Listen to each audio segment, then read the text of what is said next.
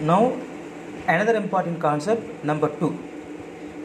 A body is dropped from the top of a tower of height h. At the same time, another body is projected vertically up from the foot of the tower with a velocity u.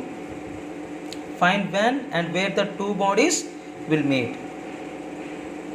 A body is dropped from a height h of top of the tower. Dropped. That means in case of freely falling body, in the first body u is equal to 0, and the second body at the same time vertically upward from the foot of the tower with the initial velocity u. That means let the two bodies will meet at a height x above the ground, at a height x above the ground in a time t. Let the two bodies will meet x above the ground, that means at p point, in a time t. In the first body, in case the freely falling body, s is equal to ut plus half h square, s h minus x, freely falling body acceleration g, initial velocity u, h minus x is equal to half gt square.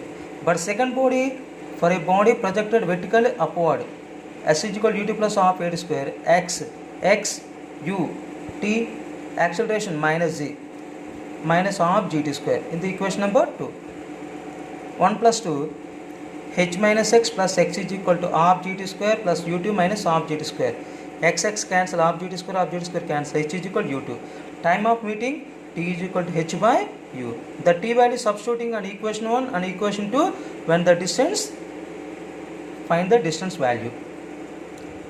And this concept is based on some numerical example. A stone is allowed to fall from the top of a tower 300 meter height, and at the same time another stone is projected vertically up from the ground with a velocity u 100 meter per second. Find when and where the two stones meet. This example is in board examination in 4 marks questions in previous examinations, and also competitive exams. No. The tower of height a 300 meter, in the first stone in the case of freely falling body, and the second stone in the upward with a velocity 100 meter per second. In the two stones will meet at a point p from the x above the ground in a time t. When the two stones will meet at a height x above the ground in a time t. In the first stone, initial velocity 0, freely falling body a plus z, s is equal to 300 minus x, t is equal to t. Substituting s is equal to ut plus half h square, 300 minus x is equal to half gt square. And the second stone, initial velocity 100 meter per second, in the upward motion a is equal to minus g, s is equal to x, t is equal to t. S is equal to ut plus half h square. Substituting these values, x is equal to 100t minus half gt square. Equation 1 and equation 2 are adding. 300 is equal to 100t, t is equal to 300 by 100 is equal to t is equal to 3 seconds. The time of meeting, t is equal to 3 seconds.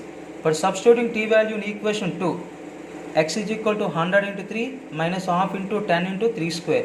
The value 255.9 meter. That means the height of the stone from the point of projection is 255.9. That means height of the ground, the point of projection from the ground is 255.9 meter.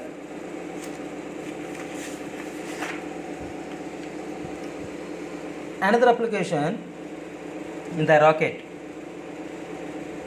A rocket is fired vertically upwards with an acceleration a. The acceleration is the constant acceleration. A rocket is fired vertically upwards with an acceleration a, starting from rest. After t seconds, the fuel completely exerted. Find the maximum height reached by the rocket above the ground. That means a rocket starting from rest u is equal to 0, some distance in a t time, the distance traveled h1 and velocity v, and after t seconds the rocket is completely exerted The racket is completely accepted. That means the final velocity becomes 0. This is the terminal velocity. This is the final velocity. It becomes 0. The total distance means h1 plus h2. The calculate h1, h2. Velocity after a time t. V is equal to u plus at. Initial velocity 0. V is equal to at. And this point, this point. Distance travelled by after t seconds. S is equal to ut plus half at square. But h1 is equal to half at square. But in this case, acceleration a. This point is a constant acceleration. And after t seconds, the fuel is completely excited. That means this velocity, final velocity 0. Vertical displacement in this velocity 0. This is the final velocity. This is the initial velocity. v1 square minus v square is equal to 2as. 0 minus a square t square is equal to 2 in the upward motion. A is equal to minus g. And s is equal to h2. That means h2 is equal to a square t square by 2g. But the maximum height reached by the rocket above the ground, h1 plus h2. h1 half at square. h2 a square t square by 2g. Half at square is the common. 1 plus a by g. This based on the some example problem can explain. A racket is fired and ascends. Ascend means upward with constant vertical acceleration of 10 meter per second square for 1 minute. 1 minute means 60 seconds. Its fuel is excited and it continues as a free particle. The maximum altitude means height reached is. But in this given problem, acceleration 10 meter per second square, the time 1 minute is equal to 60 seconds, g is equal to 10 meter per second square. But the maximum altitude reached by the racket above the ground is, already discussed about this formula in previous concept. H is equal to half at square into 1 plus a by g. Substituting the values, half into 10 into 60 square plus 1 plus 10 by 10. 10 by 10 1, 1 plus 1 2, 2 cancel. 10 into 3600, 36,000 meter. That means 36 kilometer. But the racket is travelled by the distance from the ground 36 kilometer. And now another important concept 4 is based on the laws of motion, Newton's laws of motion, according to free body diagrams. If a person inside the lift or elevator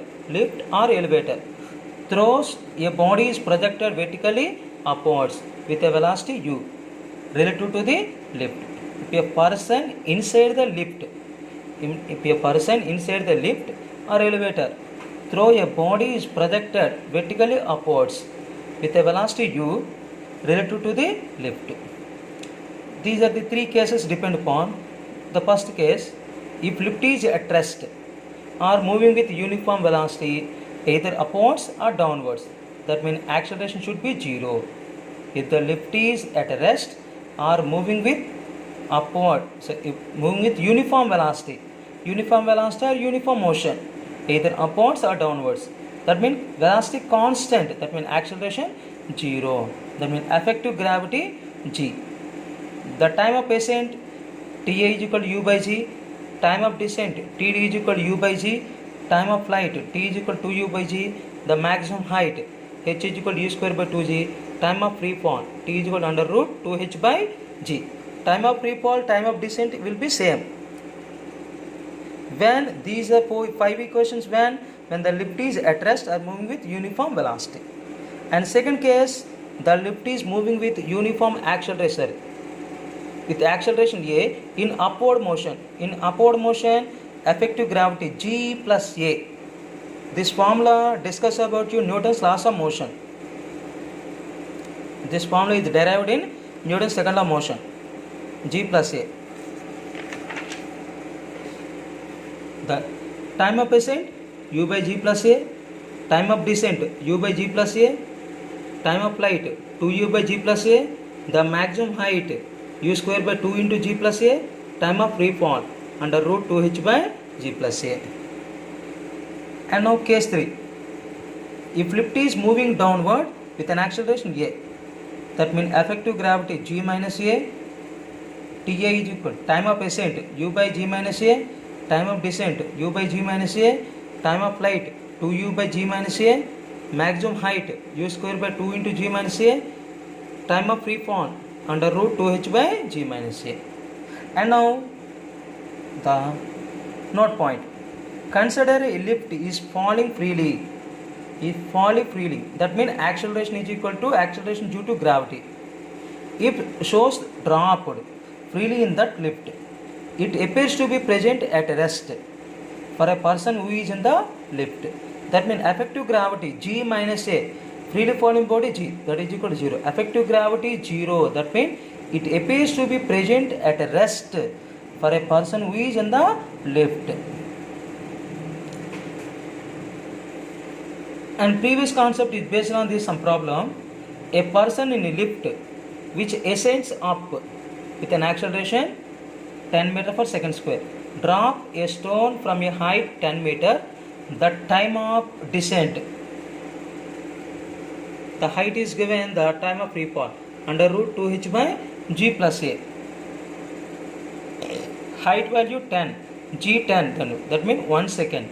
The time of free fall or time of descent in this case same, that means 1 second. And another important model,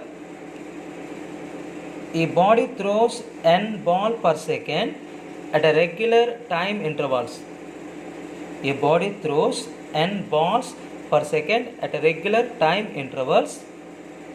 When the first ball reaches the maximum height, he throws the second one vertically up. The maximum height reached by each ball. A body thrown n balls per second at regular intervals. The first ball reaches the maximum height. And second one vertically upward. In this case, n balls per second. The n balls, time taken 1 second. But one ball 1 by n second. That is the time interval between the two balls is 1 by n second. But according to diagram, time interval between the two balls, the time of ascent means u by g. 1 by n is equal to u by g. U is equal to g by n. But maximum height reached by each ball is h is equal to u square by 2g. But 1 by 2g into u square means g square by n square. G cancel. G by 2n square. This is the another important model. A body throws n balls per second. For suppose 5 balls per second. The maximum height h is equal to g by 2 into 25. The g by 50. G value 10. That is the 1 by 5. 1 by 5.